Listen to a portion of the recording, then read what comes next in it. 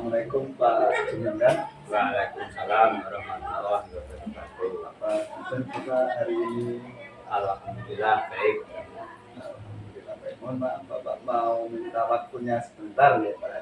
Jadi ini saya Pak Kanto sama Bu Rahman kebetulan mengikuti program guru penggerak angkatan 7. Ada tugas dari pemenuhan tugas, yaitu temanya terkait dengan pengambilan keputusan.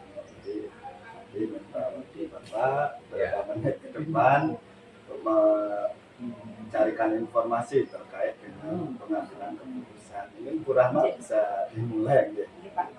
Nah, jadi gini Pak, kami dengan Pak Kanto tadi seperti yang Pak Kanto jelaskan, ini memenuhi tugas sebenarnya untuk materi administrasi kontekstual modul 3.1 untuk melakukan pertanyaan atau wawancara seputar tentang keputusan Bapak ketika mengambil kebijakan ketika ada masalah di sekolah Bapak.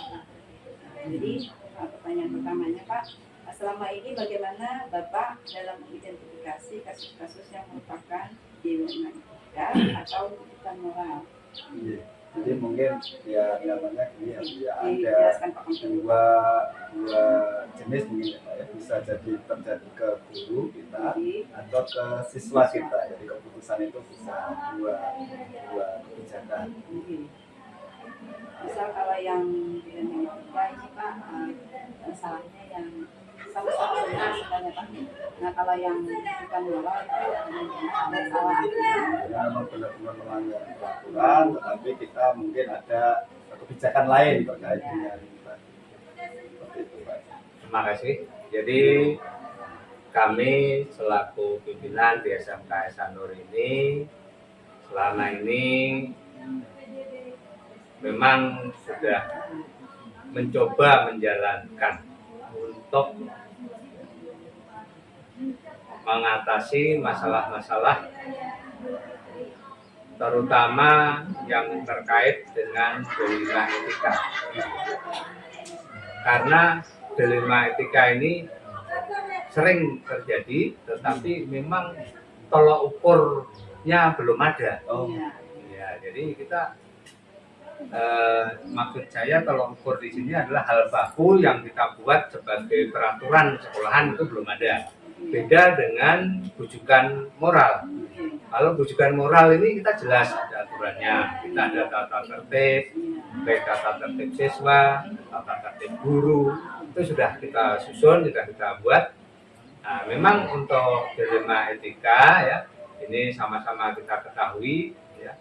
Dalam hal ini karena dilema etika ini tidak ada yang salah sebetulnya, semuanya sama-sama ada kepentingan, benar kepentingannya.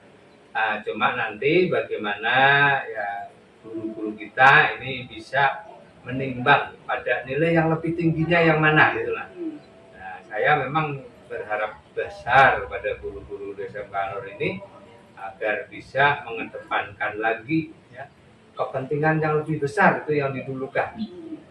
Nah, kalau untuk siswa memang kita memang agak sulit, masih belum bisa jalan ya di sini ya, karena memang ini kami juga baru 2 tahun terus terang aja tahun kemarin ya, ini baru nginjak jalan tahun kedua menerapkan kurikulum merdeka, sehingga kami ya, memang berusaha benar-benar menjalankan ya step by step, tahap demi tahap agar nanti bisa berjalan. Kira-kira gambarannya seperti itu. Ya kita sedang mencoba lah. Terus saya juga berusaha khususnya menekankan pada yang dilema etika ini, menangani lebih serius lagi agar nanti formulanya bisa segera kita temukan, kita terapkan bersama-sama seluruh sivitas di SMK Esanur. Terima kasih Pak, jawabannya sangat luar biasa terkait dengan beberapa kebijakan yang Bapak. Untuk selanjutnya ini Pak, terkait dengan kegiatan yang dilema etika memang menyarankan ke pihak calonnya guru harus mengutamakan mana kepentingan yang lebih utama.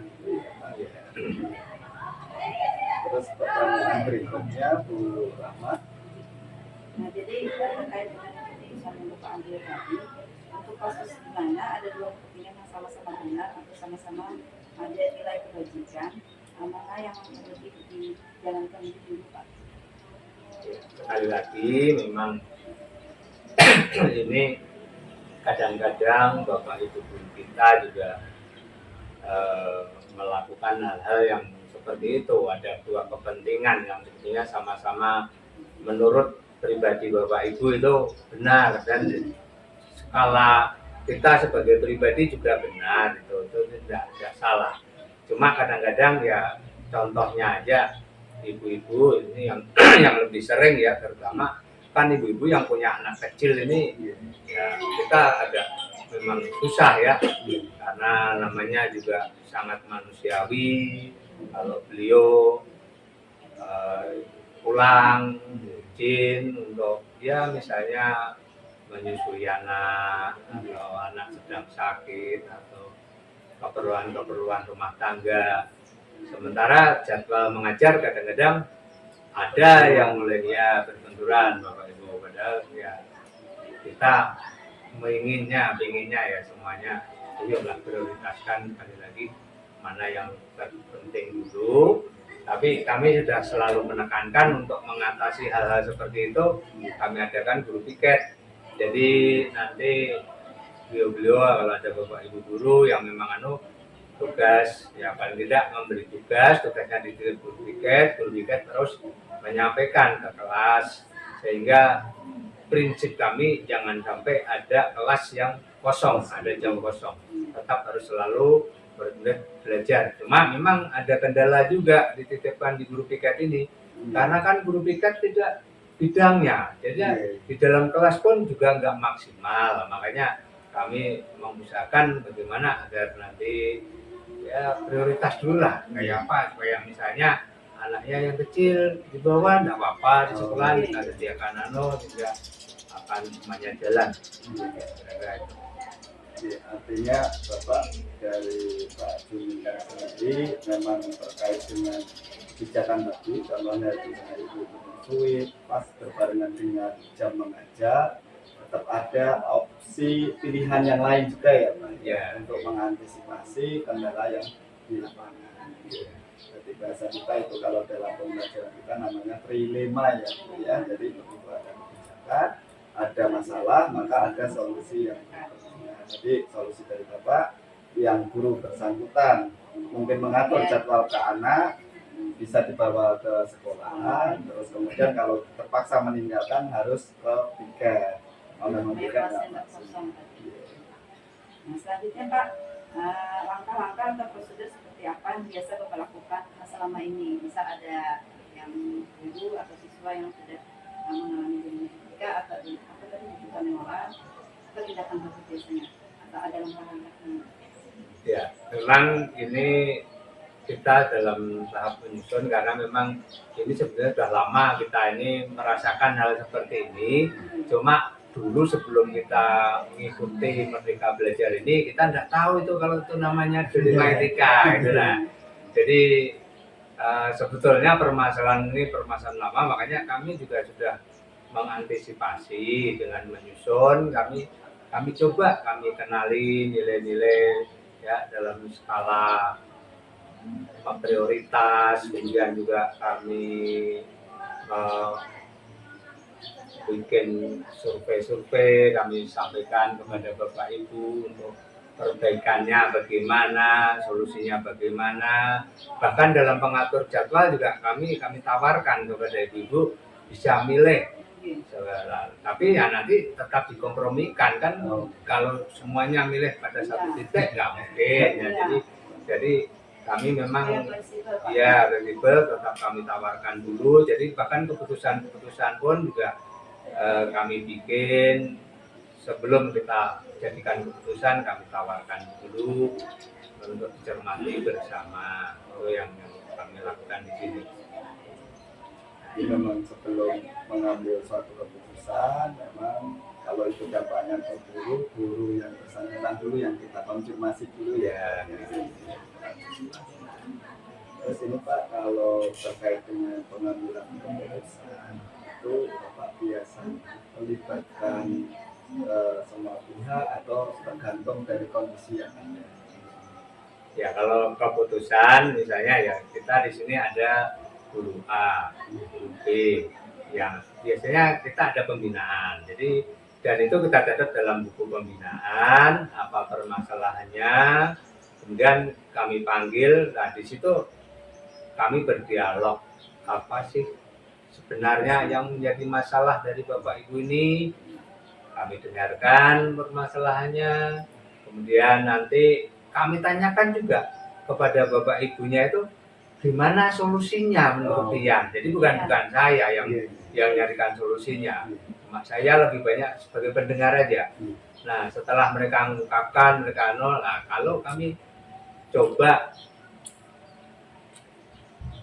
akomodasi pemecahannya yang diusulkan tadi, kalau bisakah diterapkan juga, karena kami kan ada aturan juga, ada di Sekolandi.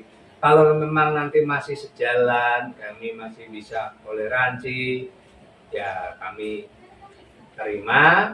Dan juga di sini kami memang setiap bulan ada rapat evaluasi setiap hari Sabtu, ya minggu terakhir. Nah ini mengevaluasi bukan hanya masalah murid, masalah siswa, tetapi juga kinerja guru, kinerja tata usaha. Nah, jadi disitulah dalam rapat ini pendapat semua guru ya, nantilah. Jadi saya sebetulnya di sini hampir cuma istilahnya ya memberi fasilitator aja. Saya ini enggak ya mengarah-arahkan. Nah, inilah aturan kita sesuaikan aja dengan ajaran Ki Hajar Dewantara itu, yang 3 macam itu, yang Ingarso, Sungkulodo, Madyo Mangunkarso, Tuturi Hanjayani. Nah ini benar-benar sekarang akan kita bunyikan di SMK Hasanur ini, kita terapkan semuanya itu nanti. Jadi di sekolah Bapak itu sudah menerapkan coaching berarti dengan gurunya. Ya Pak ya. Nah mungkin itu namanya kalau dulu kita belum yang jelas kalau ada guru bermasalah saya lebih cenderung untuk gimana Bapak Ibu pemecahannya pengertian dulu. Nah jadi supaya lebih dekat. Nah kemudian Pak hal-hal yang sudah selama ini Bapak ambil sebagai keputusan apa menurut Bapak itu sudah efektif? Ya, karena solusinya kan dari Bapak Ibu yang punya masalah.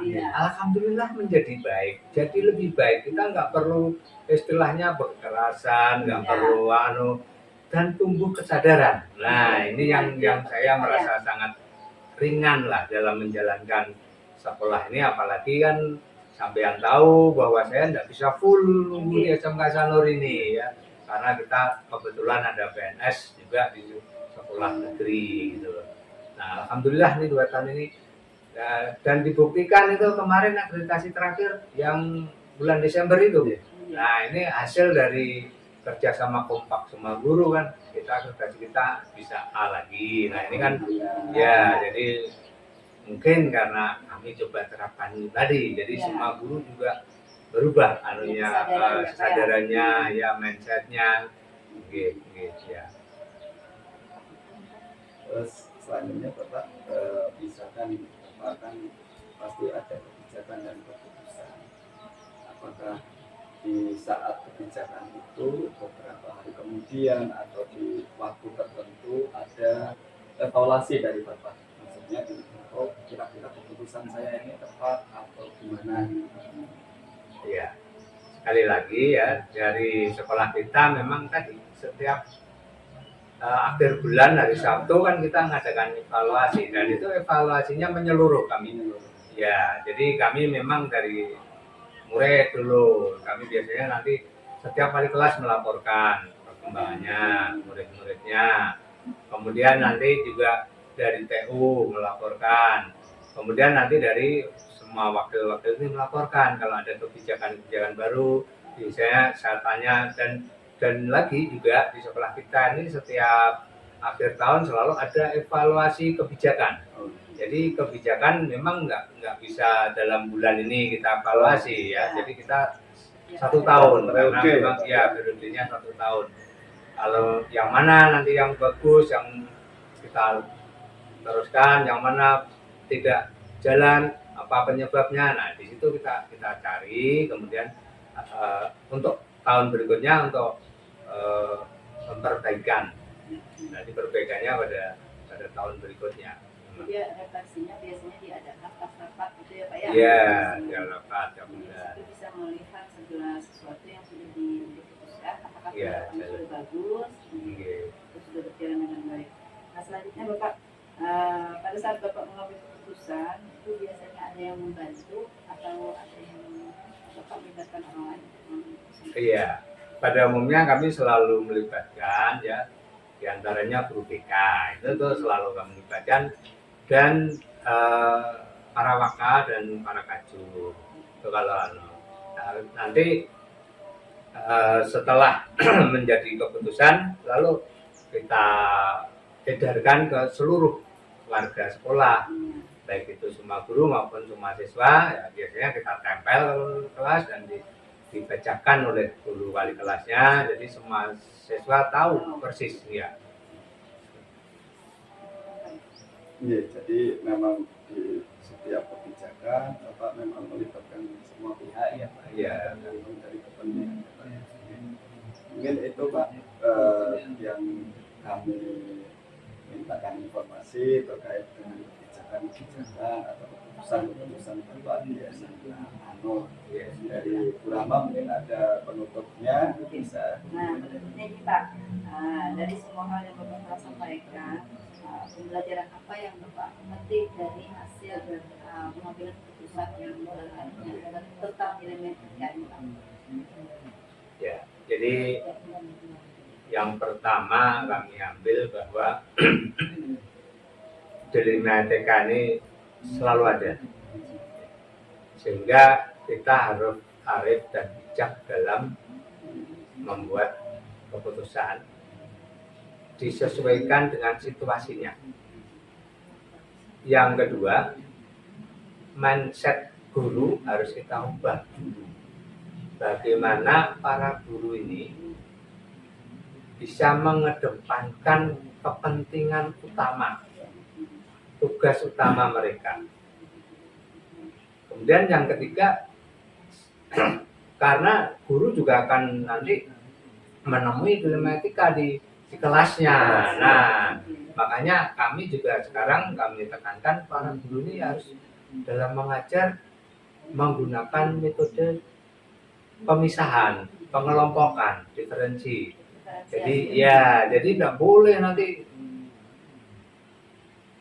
sama, artinya anak yang mohon maaf ya lemah, sedang dan yang pintar. Nah, anak yang lemah ini tentu mengerjakan tugasnya akan lebih lambat ya.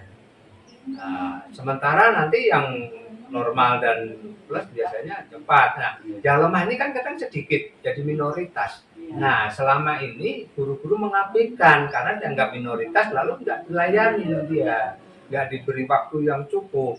Nah, mindset yang inilah yang ingin kami kembangkan, dan memang terus terang aja di sekolah kita ini belum berjalan dengan baik yang itu. Sementara pada umumnya Bapak Ibu guru masih model klasikal aja, ada memperhatikan yang diferensial kemampuan anak ini, perbedaan kemampuan anak ini. Kira-kira ini yang poin penting bagi kami yang akan kami jalankan. Terima kasih Pak Jumingan. Alhamdulillah kita untuk sesi wawancara ini sudah selesai ya. Terima kasih atas waktu Bapak. Ilmunya sangat berguna bagi kami. Mudah-mudahan kami pun bisa menerapkan nanti di kehidupan.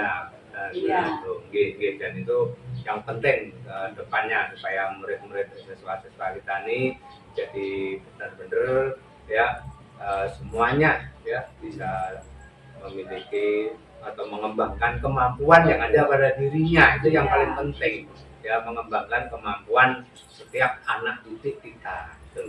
Jangan sampai nanti hanya anak-anak yang menonjol aja, yang pintar aja yang kita layani dengan baik.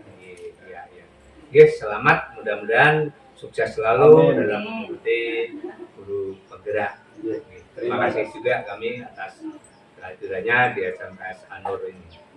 Terima kasih Pak. Bapak, kami permisi ya, Pak. Pak, makasih Pak. Sama-sama. Assalamualaikum warahmatullahi wabarakatuh. Waalaikumsalam warahmatullahi wabarakatuh.